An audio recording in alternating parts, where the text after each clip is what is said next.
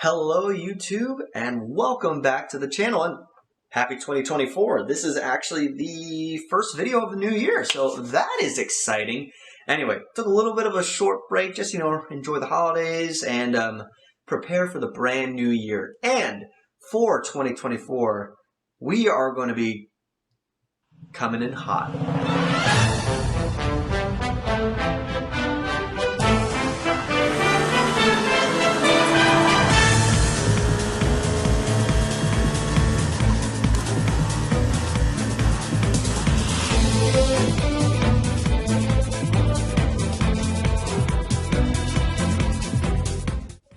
Yes, we are going to be giving Formula Athletes, or FAs, a try. The whole idea behind why we're playing FAs in this video is because of actually, I went home, got to dig through some old stuff, find some boxes to bring back, and I was digging through some bulk, and I found myself an FA Whip Crosser. And I went through, found a few other FA cards as well, and I was like, huh, there's something here, and I like it.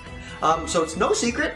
At least I don't think it's a secret, but synchro summoning is one of my favorite summoning mechanics. Obviously explored a little bit with the Sealed Only Samurai series, working around with 6 Samurai. Definitely with Sealed Only Dragoonity. Dragoonity is all about synchro summoning. Not so much with Sealed Only Atlantean, although it was there. But then also I've played plenty of different types of synchro strategies, and it's a mechanic that I really do enjoy.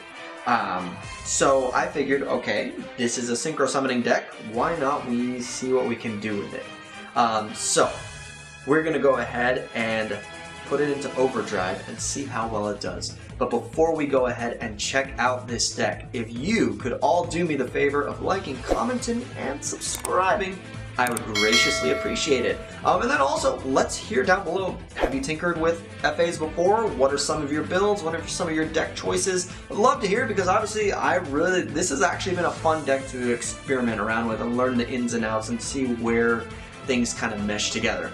Anyway, let's go ahead and see what I've cooked up for FAs.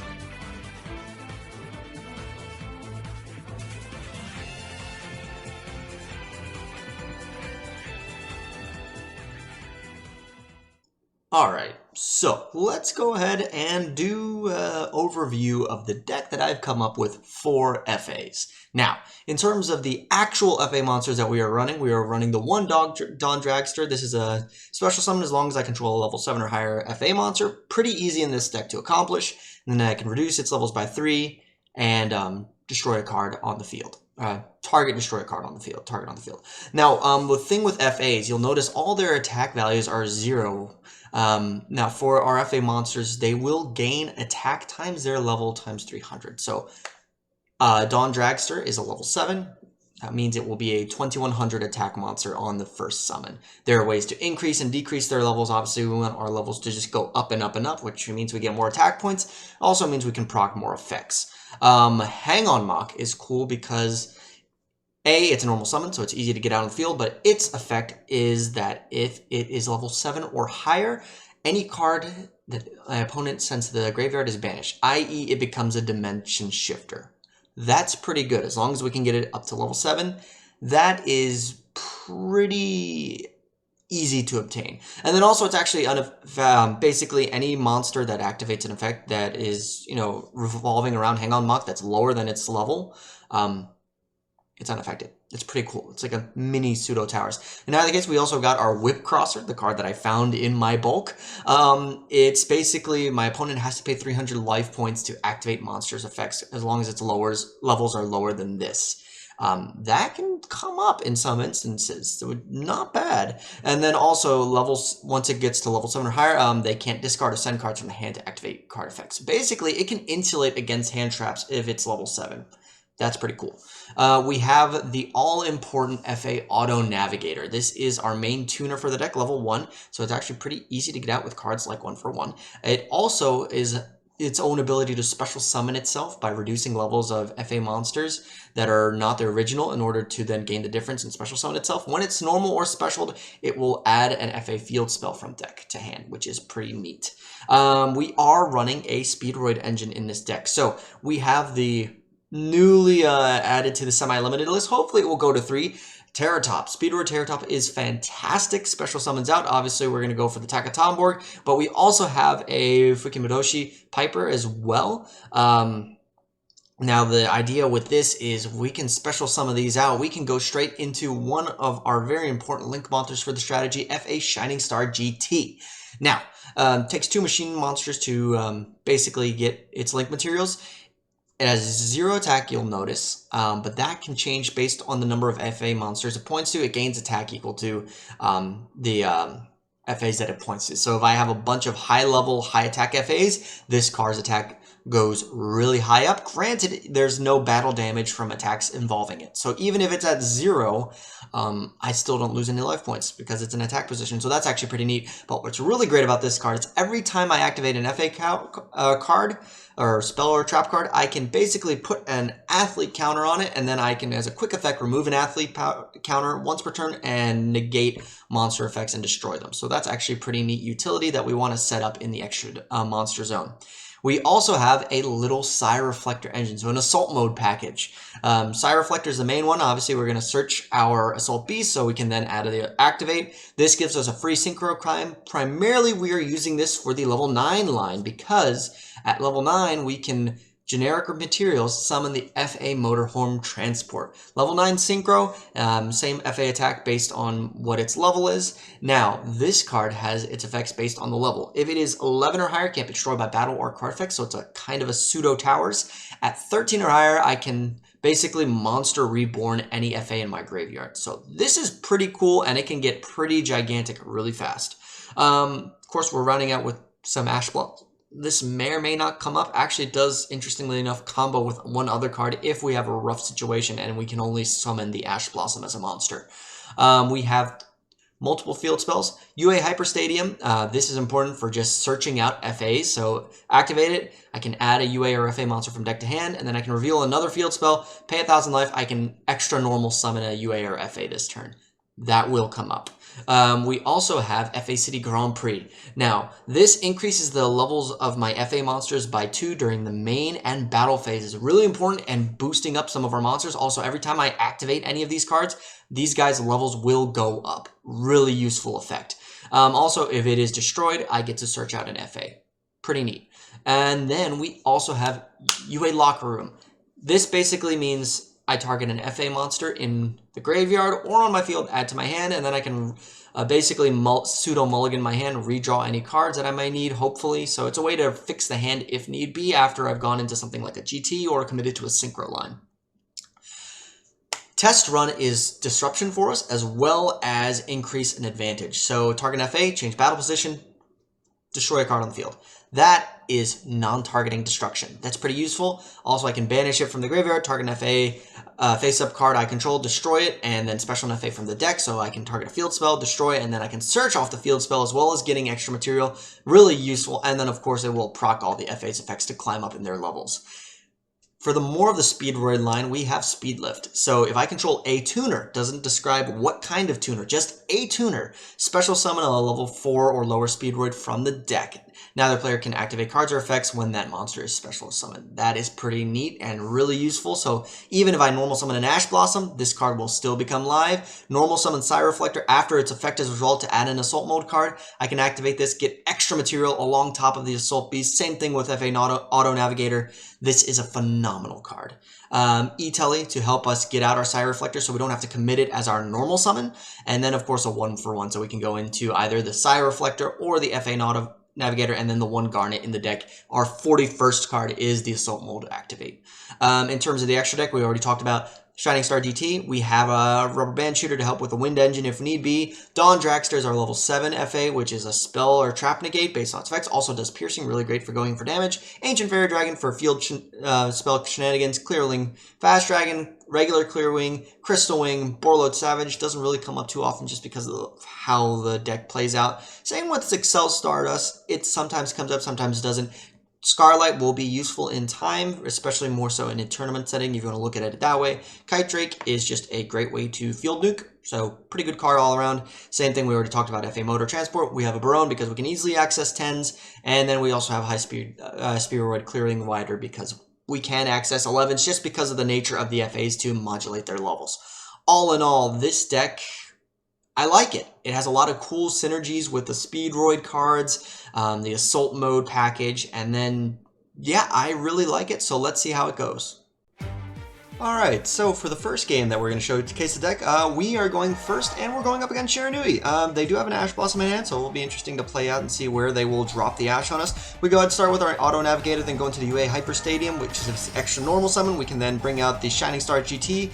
We try to pop off a little bit by, you know, trying to mulligan our hand a little bit, but it doesn't go too much. Luckily, though, we at least have a Monster Negate on the Shining Star GT. We don't take any battle damage from the Mizuki. They've kind of bricked a little bit like we have, but it's not the end of the world. We can just activate a Hyper Stadium, activate the effect, trigger a little bit, boost up our Whip Crosser, and then also use our Auto Navigator in Graveyard to special summon itself back out, search out another field spell, switch over into the Grand Prix, bring out the big old Motorhome, special summon the Dawn Dragster, clear out the board, and then we can punch in for a considerable amount of damage. We can then go ahead and set the test run in the back row, so that way we'll have a little bit of disruption and increase the levels of our monsters. They go ahead and special summon out their Ash Blossom. They can actually use as a tuner. Oh my gosh. That, yeah, anyway, it does happen, especially with the zombie synergy. In either case, we deal with the Squire Saga, and even though they still pop off the effect, they have nothing on field. We boost our monsters' levels a little bit, and my opponent surrenders. Game number 2, we are going first once again against Gren Maju, and look at that hideous one-of in the middle of their hand. Yeah, keep that in mind for later. In either case, we open fairly well. Once again, we're going with our Auto Navigator, getting our extra normal summon, bringing out the Hang On Mach. Hang On Mach will then go up into a Baronne de Fleur this time around, seeing if we can't try to switch things up. They bring out a Gizmek Orochi during the end phase, and then they go try to destroy our Baronne de Fleur. We have to negate that in order to keep some board presence on the field. They banish a Necro Face off Gold Sark, which means they get to banish even more cards off the top of our deck and summon a gigantic Gren Maju Daiza. Beat over our Baronne de Fleur, set one interesting, mysterious card. Pass turn, I bring out the Terratop. We Terratop, go into Takatomborg, and there can be only one. But it's okay, we can just brush off the dust of a very annoying one of Floodgate and try again. We're going first this time against Ritual Dogmatica, so this will be interesting to see. We do get hit with the Imperm on the Auto Navigator. Not the end of the world. We can try to dig a little bit deeper with our Speedroid Fuko Madoshi, but I didn't exactly get what I wanted off of the draw, and we're not sitting in a very pretty position. The Warrior Dragon hits the field, which means then we get ourselves a Diamond Tiger, discarding a card. Not the best that we wanted, but then again, we had 2 field spells in hand that are duds at the moment, so it's not the worst. Losing most of our extra deck, however, is worse. And then, of course, we get hit by the triple attack, leaving us only with an Auto Navigator in the hand. It's a good starter, but not against a potential established board. Yeah, especially when the Ecclesia hits the field, they go ahead and grab themselves Fleur de Lis. We normal summon our Psy Reflector and hope for the best. We go up into our line where we can potentially make something happen. We go up into a Scarlight at least. That's one of the few remaining cards that we have, but it's not enough, unfortunately. Alright, for game number 4, we are going first, luckily, and we open up the E-Tele, bringing out the Psy Reflector, so we have a clean line, potentially, until I see the Droll and Rockbird hit us. I just go ahead and set the Assault Beast, so that way I don't get OTK'd. Luckily, my opponent's turn was ended by the Ash. We are playing up against the Royal Knights, Card Knights. Yeah, we can play under Gozen Match. Wind is not a problem. I can easily just go into Wind. Also, you'll notice I can just go into Kite Drape, nuke the field to just deal with the Floodgate outright, and now I can safely go into some of my plays. So, what I end up doing is I go ahead, activate the Hyper Stadium, adding myself a Hang On Mach. I punch in for 3k damage off of the Kite Drake using the Speedroid Tuner and Grave. I reduce levels, go into a Clearwing Fast Dragon, use the UA Lock Room to reach mulligan my hand. I grabbed 2 Speedroid Terratops. Not exactly what I wanted, but is what it is. My opponent just sets 2 and passes. That's perfectly fine for me. Normal summon the Terratop effect. They go ahead and just Rage Quit and Scoop. Game number 5. You gotta just sometimes go up against Blue Eyes. In either case, unfortunately, our Hyper Stadium gets Ash, and that is actually really bad considering the rest of our hand was not ideal. We go ahead and Ash their trade, and then luckily my opponent has sort of semi-bricked. They have to lose card advantage to go Melody of the Awakened Dragon just to beat me down with a Blue Eyes alternative. I'm perfectly fine with that because I do have some plays on the crackback, especially when you draw an FA Auto Navigator. Unfortunately, I do get hit by an Ash again, so I'm going to try to mulligan with the UA Locker Room, gaining 500. Luckily, E-Telly is something that will help finally get this game plan going. Psy Reflector will hit the field. I can use the Assault Beast to grab the Assault Mode. Psy Reflector effect, revealing the Assault Mode. I can special summon the Assault Beast and go up into 9, so that way I can bring out the Auto Home. And then this time, with the Motorhome on the field, I can now start to activate FA cards, boosting up its level slowly but surely, and then I can bring out the Dawn Dragster I have in hand. And now I am looking at a 4200 attack Motorhome, along with a Dawn Dragster that is at 21, sinking in a bunch of damage. My opponent does luckily draw finally a playable card with Sage of the Eyes of Blue, adding an Effect Veiler, but they've got no follow-up. So normally I do just 5 games, but this 6th game is kind of interesting, and you'll see how as it plays out. We are going first up against Ancient Gear. My opponent did make me go first in this case. We did lose the die roll. In either case, once again, these Assault Mode package that we are added in is really showing its stuff with getting us a Motorhome relatively early. The Ash does hit on our UA Hyper Stadium, which is unfortunate, but we can still at least benefit from the activation of a UA or FA spell to boost up. We bring out our Shining Star GT, we activate this Grand Prix, which means we get not only an athlete counter, but boosted levels on the Motorhome. We can special summon out the Whip Crosser with a bonus of having, you know, that little life point tax if it comes up, until I realize that I'm playing Ancient Gear. And Ancient Gear Fortrix prevents activation of effects in response to the Ancient Gear card effects, which kind of shuts off Whip Crosser and my negate from Shining Star GT. But I still have a Gigantic Towers that can't be targeted, destroyed by battle, or card effects, which luckily does have 3,000 defense points, which is also really good. And then you'll realize that also the Grand Prix provides targeting protection to all of my FA monsters, nullifying the Ancient Gear Ballista, so they can't OTK. And even if my FA's GT's attack is sent down to 0, I take no damage from attacks involving this card. So they'd have to go into a different route, bringing out some level 8s to try to bait out some interaction for me. That finally does get the negate to try to stop them, but I do eat the one Photon Lord, but it doesn't destroy. They destroy my field spell, finally, but I just add a GT, or I'm sorry, a UA Hyper Stadium, and I boost all my levels once again. And they try to make now my attack 0. They bring out another one, but honestly, I think they realized that they could not perform the OTK that they wanted, and they are just going to rage quit on me. So, interesting interaction all in all. The deck did admirably well, especially against a potential OTK strategy. I am actually very happy that I can be insulated from large, gigantic OTKs like the new Ancient Gear support provides to the deck. And that is going to do it for the gameplay. All in all, yeah, I mean, I can see the lines, potentially maybe tweak a few things around. I really wish it'd be great if Speed Lift, when activated, special summon out, I could trigger the Terratops effect and extend even more. But, you know, it is what it is. Kind of just based on how that effect was designed, I guess that was kind of intentional. In either case, I think this deck has some potential. Maybe a more tweaking around with some ratios, or maybe less heavy dependent on the spam, and maybe a more of slightly control. So I guess more adding of the quick spell to pop and destroy, maybe adding in other stuff like downforce to help trigger and increase my effects, to really lean into like the macro cosmos abilities of the deck. I don't know, there's some room to mess around with the levels, if you will, with this deck. Definitely not the last time I'm going to be revisiting it. Who knows, I might actually even take this, or at least a form of FA in paper, to an event. Locals, probably locals, but we'll see what happens in the future. In either case, I want to hear from you all down below in the comments. What are some of your variants of FAs, if you've played for it? I always love to, you know, piece together other tidbits of information from other duelists to see where I want to apply that stuff to the decks that I play. In either case, I will catch all of you in the next video.